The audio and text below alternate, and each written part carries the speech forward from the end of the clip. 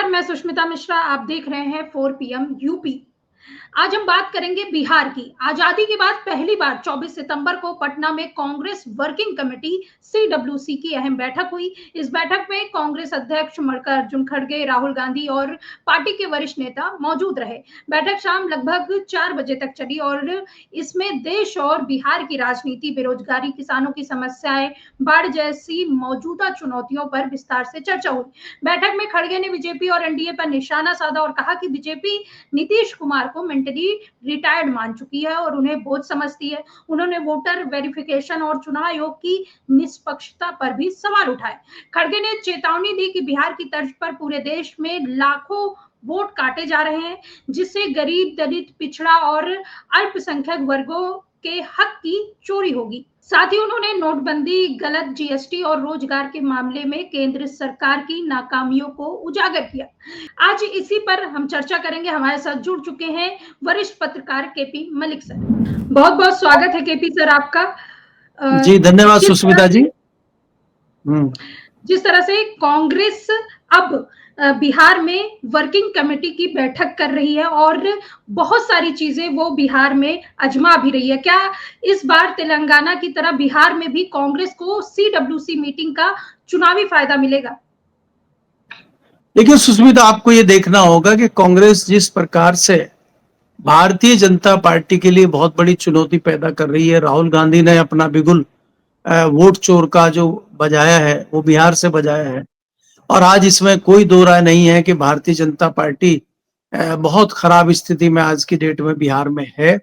और कहीं ना कहीं कांग्रेस ये दिखाना चाहती है कि उसकी जो मेहनत है, उसका जो राहुल गांधी ने जो शुरुआत की है, वो अपनी कार्यकारिणी की मीटिंग वहां करके जताना चाह रहे हैं कि कांग्रेस अब बिहार में अपनी जगह तलाश रही है और अपनी पार्टी को मजबूत करने की स्थिति में आगे बढ़ रही है। इसमें कोई दो राय नहीं है कि तेजस्वी यादव के साथ मिलकर कांग्रेस बहुत मजबूत स्थिति में आज दिखाई पड़ रही है और उसका नतीजा ये है कि पीके जिस प्रकार से पहले तेजस्वी पे और कांग्रेस पे वार कर रहे थे, उन्होंने भी तोप का मुंह भारतीय जनता पार्टी के नेताओं की तरफ घुमा दिया है। तो ये जताता है कि उनको भी लग गया है कि जितना मैं कांग्रेस का और तेजस्वी का विरोध करूंगा, जनता मुझे स्वीकार नहीं करेगी। इसलिए उसकी मजबूरी हो गई है कि वो नीतीश कुमार और भारतीय जनता पार्टी के लोगों के ऊपर आज जो है अपनी तोप का मुंह करके उन्हीं के ऊपर आरोप प्रत्यारोप चल रहे हैं, बहुत कड़े सवाल पूछ रहे हैं। जितने भारतीय जनता पार्टी के लीडर हैं, चाहे वो सम्राट चौधरी हो, चाहे वो मंगल पांडे हो, चाहे वो अशोक चौधरी हो, उनके भ्रष्टाचार की पोल खोल रहे हैं। और भारतीय जनता पार्टी जहां ये सोच रही थी कि पीके से उनको फायदा मिलेगा, अब पीके ही भारतीय जनता पार्टी के लिए मुश्किल खड़ी करते हुए दिखाई दे रहे हैं। एक बात। दूसरी बात यह है कि कांग्रेस जिस प्रकार से अपना अधिवेशन बिहार में कर रही है, ये जताता है कि कांग्रेस बहुत सीरियस है और कोई वो ऐसा अधिवेशन नहीं कर रही है कि छोटी मोटी कोई मीटिंग कर रही है। पार्टी का ये बड़ा अधिवेशन है। पार्टी के तमाम भारत के जितने उनके प्रदेश अध्यक्ष हैं, जहां जहां उनकी सरकार है, उसके मुख्यमंत्री हैं, तमाम जो वर्किंग कमेटी के मेंबर हैं और दूसरे तमाम लोग बिहार पहुंच रहे हैं। तो ये जताता है कि कांग्रेस बिहार को लेके बहुत सीरियस है। और जब जब बिहार से संजीवनी कांग्रेस को मिलती रही है, वो कोई नई बात नहीं है। चाहे वो आजादी की लड़ाई हो जो महात्मा गांधी ने बिहार से शुरू की थी, और अब चाहे वो उसके बाद जो है इंदिरा गांधी की लड़ाई हो, चाहे वो जयप्रकाश की लड़ाई हो, बड़ी बड़ी लड़ाइयां और देश में सरकार बदलाव की जो लड़ाइयां हैं, उनकी पृष्ठभूमि बिहार रहा है। तो बिहार से इस प्रकार की शुरुआत करना कांग्रेस के लिए एक संजीवनी साबित हो सकता है। क्योंकि आपको ये भी याद रखना चाहिए कि इमरजेंसी के बाद जिस प्रकार से कांग्रेस बैकफुट पे चली गई थी और इंदिरा गांधी वापस कांग्रेस को लेके आई, तो उसकी शुरुआत भी बिहार से हुई थी। और एक बेलची कांड वो हुआ था जिससे उस बाद में संजीवनी इंदिरा गांधी को मिली और वो दोबारा देश की प्रधानमंत्री बनी।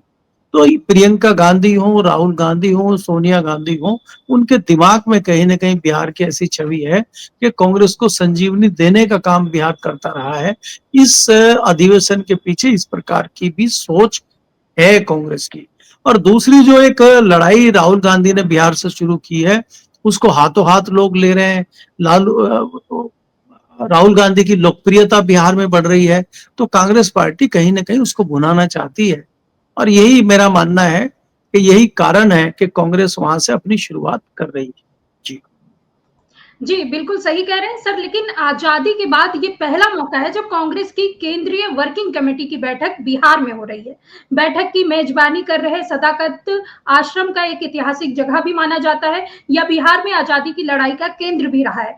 कि क्या यही वजह है कि जगह और टाइम, क्योंकि बिहार में चुनाव आने वाले हैं और ये टाइम जो है वो कांग्रेस के लिए कितना सफलता, जो चुनाव आ रहे हैं उसमें कितनी सफलता मिलेगी, और आने वाले समय में क्या इस बार कांग्रेस कहीं ना कहीं गेम चेंजर साबित होगी बिहार की राजनीति में?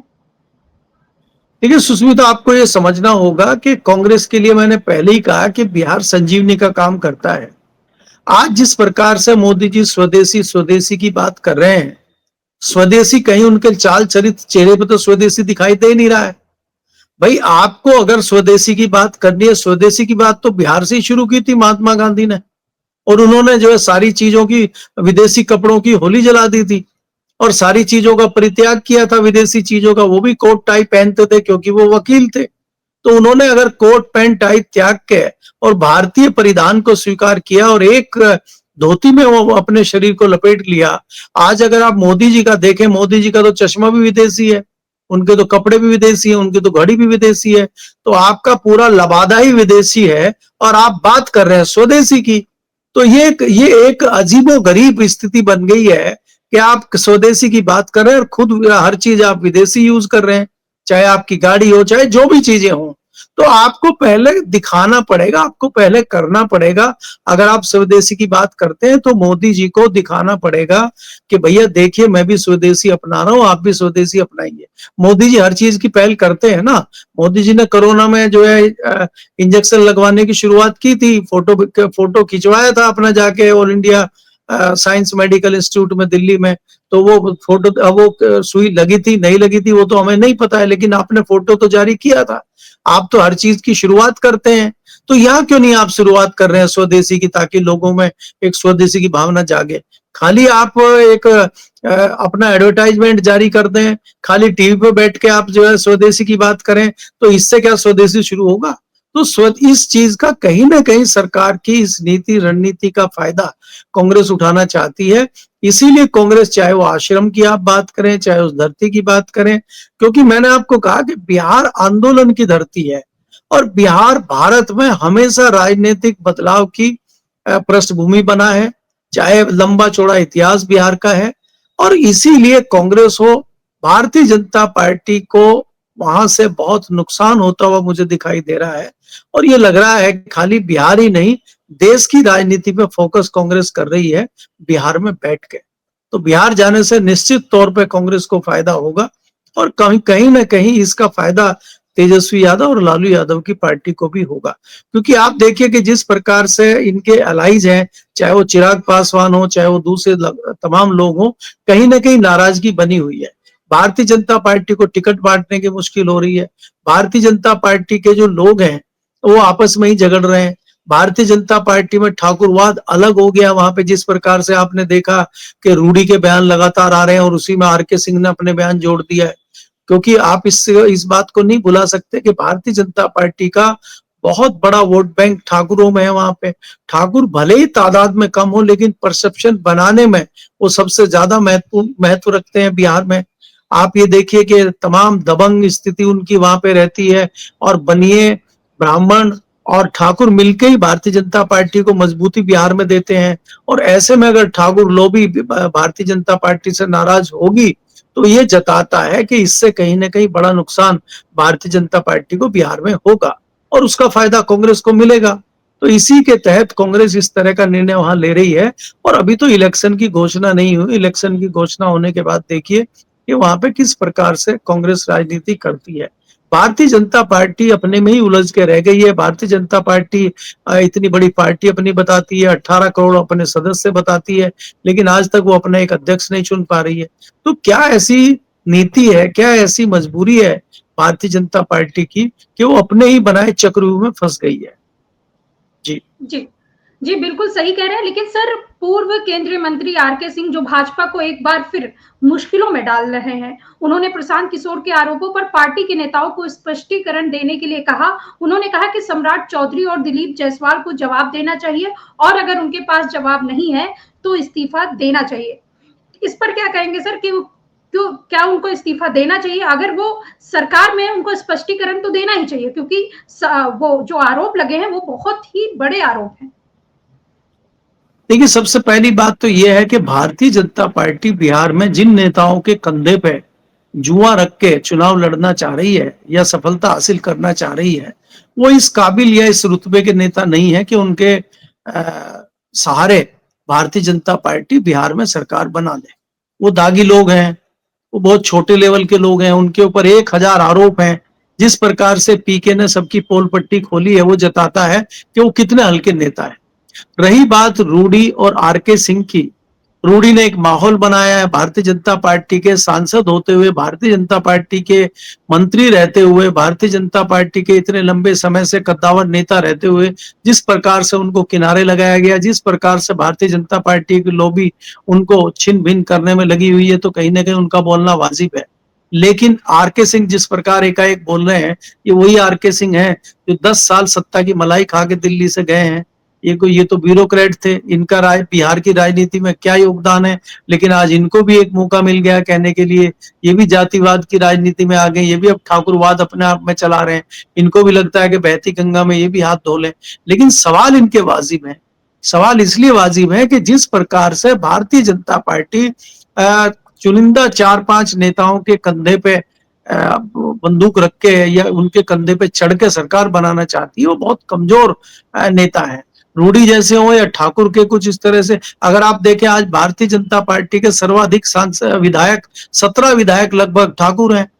5-6 वहां से ठाकुर सांसद चुन के आते हैं, तो ठाकुर को एक दबदबा बिहार में है और उसको इग्नोर करना भारतीय जनता पार्टी के लिए मुश्किल खड़ी करता है। और उसमें चाहे रूडी हो चाहे आरके सिंह हो, ये एक ऐसा माहौल बिहार में बना देंगे कि बिदक जाएगा ठाकुर और भारतीय जनता पार्टी की स्थिति उत्तर प्रदेश जैसी हो जाएगी। आप याद करिए कि उत्तर प्रदेश में जिस प्रकार में 2024 में ठाकुरों के सम्मेलन हो रहे थे और भारतीय जनता पार्टी के शीर्ष नेताओं ने उसको बड़े हल्के में लिया था, उसका परिणाम क्या रहा कि भारतीय जनता पार्टी को बहुत बड़ा नुकसान उत्तर प्रदेश, राजस्थान और बाकी जगहों में उठाना पड़ा था। तो अभी भी अगर भारतीय जनता पार्टी ठाकुर के इस विरोध को हल्के में ले रही है, तो बड़ा नुकसान भारतीय जनता पार्टी को बिहार में होगा। जी सर, आखिरी सवाल है कि अभी जो सीडब्ल्यूसी की बैठक हुई उसमें खड़गे ने एक बड़ा गंभीर आरोप लगाया या कह दीजिए बहुत बड़ा बयान दिया है कि नीतीश कुमार मेंटली रिटायर्ड हो चुके हैं और ये बीजेपी मान चुकी है और एक तरह से वो बोझ भी हैं। इस पर क्या कहेंगे? देखिए, मल्लिकार्जुन खड़गे कांग्रेस पार्टी के राष्ट्रीय अध्यक्ष हैं और वो कुछ भी आरोप प्रत्यारोप करें, चाहे वो नीतीश कुमार हो, चाहे वो खड़गे हो, चाहे वो लालू यादव हो, सबकी स्थिति सबको पता है। आज नीतीश कुमार से जिस प्रकार से भारतीय जनता पार्टी के सहयोगी बने हुए हैं, मुख्यमंत्री वो बने हुए हैं, वो नीतीश कुमार जानते हैं। नीतीश कुमार समझ चुके हैं कि भारतीय जनता पार्टी ने जिस प्रकार से कंट्रोल उनकी पार्टी को कर लिया है, चाहे वो पार्टी में रहें, चाहे वो गठबंधन में रहें, चाहे वो बाहर रहें, अब उनके लिए मुश्किलात कम होती नजर नहीं आती है। अगर नीतीश कुमार भारतीय जनता पार्टी का साथ छोड़ते हैं, तो उनको पता है कि उनकी पार्टी तत्काल टूट जाएगी और पार्टी का बड़ा हिस्सा भारतीय जनता पार्टी में विलय कर लेगा और बचे कुछ लोग आरजेडी के साथ चले जाएंगे। इसलिए नीतीश कुमार कोई बहुत ज्यादा एक्शन नहीं कर रहे हैं। वो अपना कार्यकाल पूरा एज ए मुख्यमंत्री करना चाहते हैं। इसके बाद वो भी जानते हैं कि उनका राजनीतिक अस्तित्व खत्म हो चुका है और अब वो लंबे समय जो उन्होंने 3 से 4 दशक तक वहां की राजनीति की है और 30 साल तक मुख्यमंत्री रहे हैं, तो वो उसको अपना एंजॉय कर रहे हैं। और एज है, उम्र है, वो तो सारी चीजें होती हैं। वो मल्लिकार्जुन खड़गे की भी एज है और नीतीश कुमार की भी एज है। अब नीतीश कुमार भारतीय जनता पार्टी के कंट्रोल में काम कर रहे हैं और खड़गे जी जो है आजादी से काम कर रहे हैं, तो इसलिए थोड़ा थोड़ा फर्क दोनों में दिखाई देता है। स्थिति में कोई फर्क नहीं है। उम्र के लिहाज से दोनों अपने जो है बहुत सीनियर उस पे हैं और नीतीश कुमार की मुझे लगता है राजनीतिक पारी पूरी हो चुकी है। इसलिए अब उनके ऊपर बहुत ज्यादा आरोप प्रत्यारोप लगाना मुझे नहीं लगता बहुत उचित है।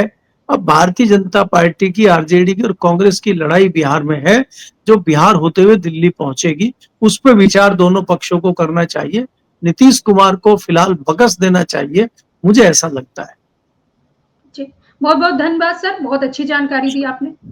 पटना में इस सीडब्ल्यूसी बैठक का राजनीतिक महत्व बेहद बड़ा माना जा रहा है। कांग्रेस इसे बिहार में सत्ता परिवर्तन के रास्ते की शुरुआत के रूप में देख रही है। साल 2023 में तेलंगाना में हुई सीडब्ल्यूसी बैठक ने वहां कांग्रेस को लाभ पहुंचाया था और अब बिहार में भी पार्टी खुद को केंद्र में रखकर विपक्षी गठबंधन में अपनी भूमिका मजबूत करना चाहती है। बैठक का मकसद सिर्फ आलोचना करना नहीं, बल्कि पार्टी कार्यकर्ताओं में नई ऊर्जा भरना और जनता तक यह संदेश पहुंचाना था कि कांग्रेस सत्ता परिवर्तन की दिशा में गंभीर है। खड़गे और राहुल गांधी की मौजूदगी से यह भी स्पष्ट हुआ कि कांग्रेस नेतृत्व कार्यकर्ता के साथ खड़ा है और आगामी चुनाव में रणनीतिक रूप से सक्रिय होने की तैयारी कर रहा है। और यह बैठक कार्यकर्ताओं को प्रेरित करने और जनता के बीच पार्टी की सक्रिय भूमिका दिखाने का अवसर है।